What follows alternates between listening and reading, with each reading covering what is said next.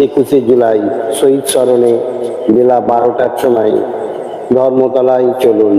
প্রধান বক্তা বাংলার অগ্নিকন্যা মমতা ব্যানার্জি।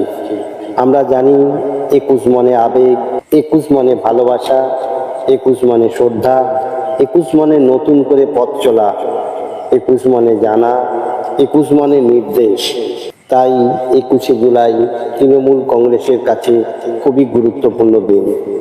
ছাপ্পা ভোট রুখতে সচিত্র পরিচয়পত্রের দাবিতে মহাকরণের ডাক দেন তৎকালীন যুব কংগ্রেসের সভানেত্রী মমতা ব্যানার্জি। মহাকরণ ঘিরে 5টি এলাকার দিকে এগোতে থাকে যুব কংগ্রেসের কর্মী সমর্থকেরা। 1993 সালে 21শে জুলাই সকাল 10টা থেকে জমায়েত শুরু হয়।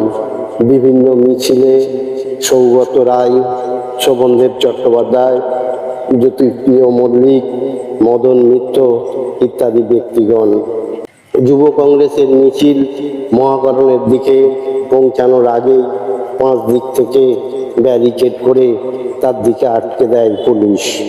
যুব কংগ্রেসের কর্মীরা আটকে যায় এবং তারপর কাঁদানে গ্যাসের সেল ফাটানো হয়।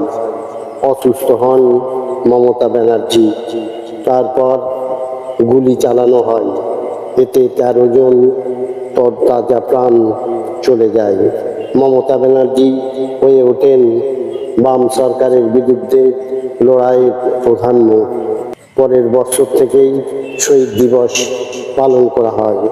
1998 সালে কংগ্রেস ছেড়ে তৃণমূল তৈরি করেন মমতা ব্যানার্জি। তারপর থেকেই তৃণমূলের অন্যতম প্রধান কর্মসূচি হয়ে ওঠে 21শে জুলাই।